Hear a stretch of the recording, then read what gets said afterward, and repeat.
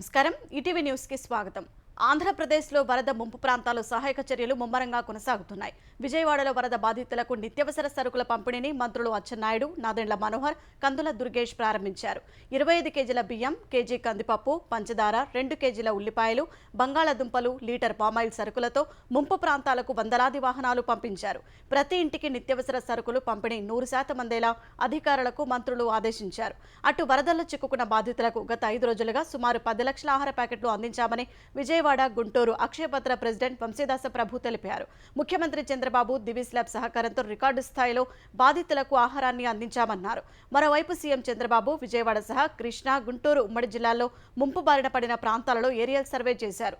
బుడమేరకు గండిపడిన ప్రాంతాన్ని పరిశీలించిన ఆయన గండి పూడ్చే పనులను చూశారు। బుడమేరు కాలువకు పడిన 2 గంటలు పూడ్చివేసినట్టు ఆంధ్రప్రదేశ్ జలవనరుల శాఖ తెలిపింది। 3వ గండి పూడ్చివేత పనులు కొనసాగుతున్నట్టు వివరించింది। బుడమేరు గండ్ల పూడికలో లక్ష్యానికి చేరువలో ఉన్నామని ఏపీ జలవనరుల శాఖ మంత్రి నిమ్మల రామానాయుడు తెలిపారు। బుడమేరు వరద పెరిగినా పనులు ముమ్మరంగా చేస్తున్నట్టు, పనులు ప్రారంభమైనప్పటి నుంచి అక్కడే ఉండి పనులను పర్యవేక్షిస్తున్నట్టు మంత్రి తెలిపారు। ప్రస్తుతం బుడమేరు కాలువకు 9000 క్యూసెక్కుల వరద వస్తోందని తెలిపిన మంత్రి 3వ గండి కూడా పూడ్చితే సింగనగర్కు వరద ఆగిపోతుందని తెలిపారు। ఓవైపు వర్షం, మరోవైపు 9000 క్యూసెక్కుల వరద ఉధృతి ఉన్నప్పటికీ 5 రోజుల నుంచి చాకచక్యంగా పనులు చేస్తూ 2 గంటలు పూడ్చినట్టు నిమ్మల తెలిపారు। 3వ గండి ఈ రాత్రికి పూర్తవచ్చని చెప్పారు। వరద సహాయ చర్యలు పునరావాసంపై ముఖ్యమంత్రి చంద్రబాబు ఎప్పటికప్పుడు మంత్రులు, అధికారులతో సమీక్షిస్తున్నారు। క్షేత్రస్థాయిలో ఉన్న మంత్రులు, అధికారులతో టెలికాన్ఫరెన్స్ ద్వారా మాట్లాడుతున్న ఆయన వరద ప్రాంతాల్లో జరుగుతున్న పారిశుద్ధ్య పనుల వివరాలు తెలుసుకుంటూ సూచనలు చేస్తున్నారు। ఫైర్ ఇంజన్లతో రోడ్లు, కాలనీలు, ఇళ్లు శుభ్రం చేస్తుండగా పనులు మరింత వేగంగా చేయాలని ఆదేశించారు। బుడమేరు గండ్లు పూడ్చివేత పనుల పురోగతిపై ఆయన ఆరా తీయగా గండ్లు పూడ్చేందుకు ఆర్మీకి చెందిన ఇంజనీరింగ్ టాస్క్ ఫోర్స్ రంగంలోకి దిగినట్లు అధికారులు తెలిపారు। ఇప్పటికే ఏపీ ప్రభుత్వ సిబ్బంది 2 గంటలు పూడ్చినట్లు వివరించారు। అత్యంత క్లిష్టంగా ఉన్న 3వ గండి పూడ్చే పనుల్లో ఆర్మీ నిమగ్నమైందని తెలిపారు। అన్ని విభాగాల సమన్వయంతో 3వ గండి పూడ్చే పనులు త్వరగా పూర్తి చేయాలని ముఖ్యమంత్రి ఆదేశించారు। కరెంటు సరఫరా, టెలిఫోన్ సిగ్నల్స్ పునరుద్ధరణ, ట్యాంకులతో తాగునీటి సరఫరాపై సీఎం ఆరా తీశారు। వాహనాలు, ఇళ్లలోని ఎలక్ట్రానిక్ వస్తువులు దెబ్బతిన్నందున ఇతర ప్రాంతాల నుంచి టెక్నీషియన్లను పిలిపించాలని సూచించారు। అవసరమైతే పారితోషికమిచ్చి మెకానిక్లు, టెక్నీషియన్లను తీసుకువచ్చి పాడైన వాటికి మరమ్మతులు చేయించాలని నిర్దేశించారు। ఆంధ్రప్రదేశ్లో వరద కారణంగా నష్టపోయిన రైతులకు కేంద్రం అండగా ఉంటుందని కేంద్ర వ్యవసాయ శాఖ మంత్రి శివరాజ్ సింగ్ చౌహాన్ భరోసా ఇచ్చారు। ఏపీలోని వరద ప్రభావిత ప్రాంతాల్లో జరిగిన నష్టాన్ని అంచనా వేసేందుకు నిన్న వచ్చిన చౌహాన్ ఇవాళ 2వ రోజు కూడా తన పర్యటన కొనసాగించారు। ఈ ఉదయం కృష్ణా జిల్లా కేసరపల్లికి వెళ్లిన ఆయన బుడమేరు దెబ్బకు నిండా మునిగిన పంట పొలాలను పరిశీలించారు। అనంతరం రైతులను ప్రత్యక్షంగా కలిసి పంట నష్ట వివరాలను తెలుసుకున్నారు। ఏపీ వ్యవసాయ శాఖ మంత్రి అచ్చెన్నాయుడు, భాజపా ఎంపీ పురంధేశ్వరి, వ్యవసాయ శాఖ అధికారులు శివరాజ్ సింగ్ చౌహాన్కు వరద ముంపుతో తలెత్తిన పరిస్థితి, దెబ్బతిన్న పంటలు, రైతులకు జరిగిన నష్టం వివరాలను అందజేశారు। అనంతరం పంట నష్టాలపై ఏర్పాటు చేసిన ఫోటో ప్రదర్శనను కేంద్ర మంత్రి తిలకించారు। తర్వాత రైతులతో ముఖాముఖి నిర్వహించిన ఆయన వరదల కారణంగా నష్టపోయిన పంటలపై రైతులు ఆందోళన చెందాల్సిన అవసరం లేదని, తాము అండగా ఉంటామని చెప్పారు।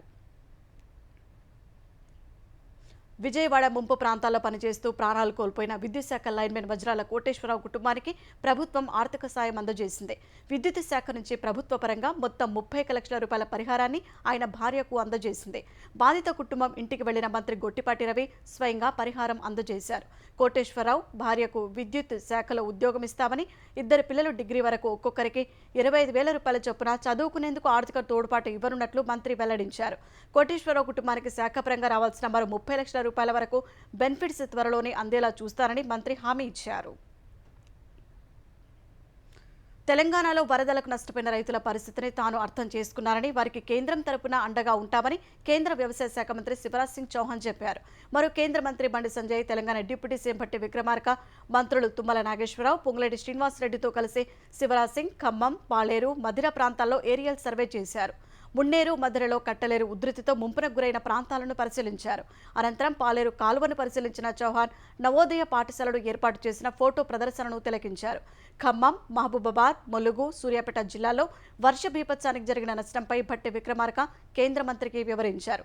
తర్వాత రైతులతో ముఖాముఖి నిర్వహించగా ఓ రైతు సర్వం కోల్పోయామంటూ కేంద్ర మంత్రి వద్ద కన్నీటి పర్యంతమయ్యారు। భావోద్వేగానికి గురైన రైతును చౌహాన్ ఓదార్చారు। వరదల కారణంగా వరి, ఇతర పంటలు బాగా దెబ్బతిన్నట్టు చెప్పారు. గతంలో ఎప్పుడు ఇలాంటి పరిస్థితి చూడలేదన్న కేంద్ర మంత్రి పశువులు, ఇతర మూగజీవాలు ప్రాణాలు కోల్పోవడంపై ఆవేదన వ్యక్తం చేశారు. వరద బాధితుల ఇళ్లలో సామాగ్రి అంతా దెబ్బతిన్నట్టు చెప్పారు. కేంద్రం తరపున బాధితులకు అండగా నిలుస్తామన్నారు. అనారోగ్య కారణాలు సహా ఇటీవలే వరదలకు తమ ఇళ్లు వరదలో మునిగిందనే ఆవేదనతో పాల్వంచకు చెందిన రమణారెడ్డి అనే కానిస్టేబుల్ భద్రాచలం వద్ద గోదావరి వంతెనపై నుంచి నదిలో దూకారు. తండ్రి ఇళ్లు వరదలో మునిగినందునే గోదావరిలో దూకి ఆత్మహత్య చేసుకుంటున్నట్టు సెల్ఫీ వీడియో చిత్రీకరించాడు. కొంతకాలం క్రితం తనకు కారు ప్రమాదం జరిగిందని, తన భార్య ఆరోగ్యం క్షీణించిందని, తండ్రి జీవితాంతం కష్టపడి కట్టిన ఇల్లు వరదలో మునిగినందునే ఆత్మహత్య చేసుకుంటున్నట్టు సెల్ఫీ వీడియోలో రమణారెడ్డి వివరించారు. ఇది గుర్తించిన స్థానికులు ఇచ్చిన సమాచారంతో అక్కడికి వెళ్లిన సహాయ బృందాలు గోదావరి ఉధృతికి రమణారెడ్డి చాలా దూరం కొట్టుకుపోయి ఉంటాడని భావిస్తున్నారు. వచ్చే 2 నెలల్లోపే ఉస్మానియా ఆసుపత్రి నూతన భవనానికి శంకుస్థాపన చేస్తామని తెలంగాణ వైద్య ఆరోగ్య శాఖ మంత్రి దామోదర రాజనరసింహ తెలిపారు. హైదరాబాద్ కోటి ఉస్మానియా మెడికల్ కాలేజీలో 121 కోట్లతో నిర్మించనున్న హాస్టల్ భవంతులకు సహచర మంత్రి పొన్నం ప్రభాకర్తో కలిసి ఆయన శంకుస్థాపన చేశారు. ఆ తర్వాత వైద్య శాఖలో నూతనంగా ఎంపికైన 282 మంది ల్యాబ్ టెక్నీషియన్లకు మంత్రి రాజనరసింహ నియామక పత్రాలను అందజేశారు. వైద్యులు ఓపికతో పనిచేసి ప్రజల మన్ననలను పొందాలని పొన్నం ప్రభాకర్ సూచించారు. సీజనల్ వ్యాధులు పెరుగుతున్న నేపథ్యంలో డాక్టర్లు మరింత అప్రమత్తంగా ఉంటూ రోగులకు మెరుగైన సేవలు అందించాలన్నారు. ఆసుపత్రిలో ల్యాబ్ టెక్నీషియన్ల పాత్ర కీలకమని, త్వరలో మరో 1300 ల్యాబ్ టెక్నీషియన్ పోస్టులు భర్తీ చేస్తామని రాజనరసింహ ప్రకటించారు. ఐఐటీ నీట్ శిక్షణ ఇచ్చే అనుభవజ్ఞులైన అధ్యాపకుల తొలగింపునకు వ్యతిరేకంగా హైదరాబాద్ గౌళిదొడ్డి గురుకుల కళాశాల విద్యార్థుల ఆందోళనకు బీఆర్ఎస్ నేతలు సంఘీభావం తెలిపారు. మాజీ మంత్రులు జగదీష్ రెడ్డి, కొప్పుల ఈశ్వర్, బీఆర్ఎస్ నేతలు బాల్కా సుమన్, ఆర్ఎస్ ప్రవీణ్ కుమార్, గువ్వల బాలరాజు ఇవాళ గౌళిదొడ్డి కళాశాలకు వెళ్లారు. విద్యార్థులతో మాట్లాడి వారి సమస్యలు తెలుసుకున్నారు. గత ప్రభుత్వంలో దేశం తమ వైపు చూసేలా ఉన్న గౌళిదొడ్డి గురుకుల కళాశాలలో ప్రస్తుతం నిర్వహణ సరిగా లేదని బీఆర్ఎస్ నేతలు మండిపడ్డారు. కాంగ్రెస్ ప్రభుత్వ నిర్ణయాలతో ఉన్నత శిఖరాలకు చేరుకోవాల్సిన పేద విద్యార్థుల భవిష్యత్ అంధకారంలో పడే పరిస్థితి తలెత్తిందని మాజీ మంత్రి కొప్పుల ఈశ్వర్ ఆరోపించారు. గురుకులాలు, వసతి గృహాల్లో చిన్న చిన్న సమస్యలను భూతద్దంలో పెట్టి చూపే ప్రయత్నం జరుగుతుందని తెలంగాణ మహిళా శిశు సంక్షేమ శాఖ మంత్రి సీతక్క ఆరోపించారు. ప్రభుత్వాన్ని లక్ష్యం చేసుకుని ఉద్యోగుల స్థైర్యాన్ని దెబ్బతీసేలా కొందరు వ్యవహరిస్తున్నారని విమర్శించారు. గిరిజన గురుకులాలు, సంక్షేమ హాస్టళ్లు, ఆశ్రమ పాఠశాలలపై ఆ శాఖ అధికారులతో సీతక్క వీడియో కాన్ఫరెన్స్ నిర్వహించారు.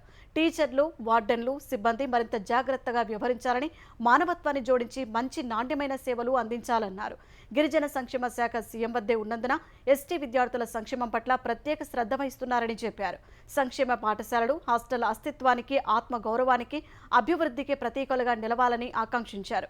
వర్షాకాలంలో పిల్లల ఆరోగ్యం పట్ల వార్డెన్లు, టీచర్లు ప్రత్యేక జాగ్రత్త వహించాలని, ఎవరికైనా జ్వరం వస్తే ఇంటికి పంపకుండా మెరుగైన వైద్యం అందించాలని సూచించారు.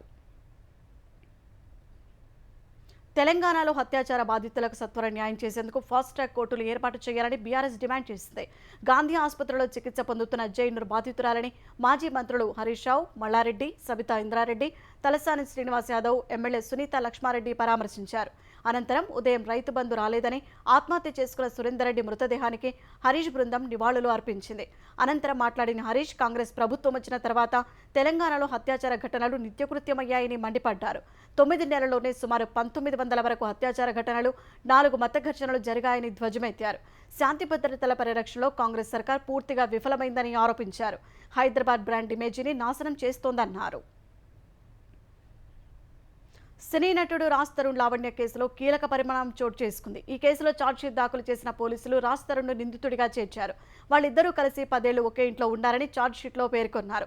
లావణ్య చెబుతున్న దాంట్లో వాస్తవాలు ఉన్నాయని, ఆమె ఇంటి వద్ద సాక్ష్యాలు సేకరించామని పోలీసులు తెలిపారు. ఇప్పటికే ఈ కేసులో రాజ్ తరుణ్కు ముందస్తు బెయిల్ వచ్చింది. ఛత్తీస్గఢ్ కొండగావ్ జిల్లాలోని అడవిలో మావోయిస్టులు అమర్చిన మందు పాతరాలను పోలీసులు నిర్వీర్యం చేశారు. పోలీసు బృందం గస్తీ నిర్వహిస్తుండగా 4 కిలోల బరువున్న 3 ఐఈడీలు, 3 కిలోల బరువున్న మరో 3 ఐఈడీలను గుర్తించారు. వాటిని ప్రెజర్ కుక్కర్లలో పెట్టి భూమిలో పాతిపెట్టినట్టు నిర్ధారించారు. అక్కడికి చేరుకున్న బాంబు డిస్పోజల్ స్క్వాడ్ ఐఈడీలను నిర్వీర్యం చేసింది. తద్వారా పెను విధ్వంసాన్ని తప్పించింది. బస్తర్ ప్రాంతంలో యాంటీ నక్సల్స్ ఆపరేషన్ నిర్వహించే భద్రతా బలగాల లక్ష్యంగా మందు పాతరాలను నక్సల్స్ అమర్చినట్టు పోలీసులు తెలిపారు.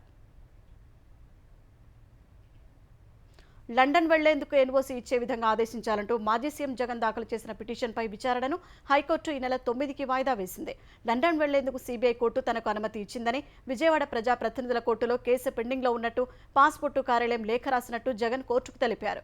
ప్రజా ప్రతినిధుల కోర్టు నుంచి ఎన్ఓసీ తీసుకోవాలని పాస్పోర్టు కార్యాలయం తనకు చెప్పినట్టు తెలిపారు. అయితే ప్రజా ప్రతినిధుల కోర్టు అనేక షరతులు విధించినట్టు తెలిపారు. ఆ షరతులను తొలగించి ఎన్ఓసీ ఇచ్చే విధంగా ప్రజా ప్రతినిధుల కోర్టును ఆదేశించాలని జగన్ హైకోర్టును కోరారు. ఈ వాదనలు విన్న కోర్టు తదుపరి విచారణ ఈ నెల 9కి వాయిదా వేసింది. ఈ నెల 3 నుంచి 25 మధ్య లండన్ వెళ్లేందుకు సీబీఐ కోర్టు గతంలోనే అనుమతి ఇచ్చింది. హైదరాబాద్లో విస్కీ ఐస్ క్రీం దందాను ఎక్సైజ్ పోలీసులు రట్టు చేశారు. ఐస్ క్రీం పార్లర్పై సోదాలు చేసిన ఎక్సైజ్ అధికారులు విస్కీ కలిపిన ఐస్ క్రీంలు విక్రయిస్తున్న ముఠాను పట్టుకున్నారు. జూబ్లీహిల్స్ రోడ్ నెంబర్ 1లోని హరికేఫ్ ఐస్ క్రీం పార్లర్లో తనిఖీలు చేసిన అధికారులు 1 కిలో ఐస్ క్రీంలో 60 మిల్లీలీటర్ల విస్కీ కలిపి అధిక ధరలకు విక్రయిస్తున్నట్టు తేల్చారు. సామాజిక మాధ్యమాల్లో ప్రచారం చేసి విస్కీ ఐస్ క్రీంలు విక్రయిస్తున్నట్టు గుర్తించారు. ఈ తనిఖీల్లో 11.5 కిలోల విస్కీ కలిపిన ఐస్ క్రీంలు స్వాధీనం చేసుకున్నారు. ఈ ఐస్ క్రీంలు తయారు చేసి అమ్ముతున్న Dayakar Reddy, Shobhan, ice cream parlour యజమాని చంద్రారెడ్డిపై కేసులు నమోదు చేశారు.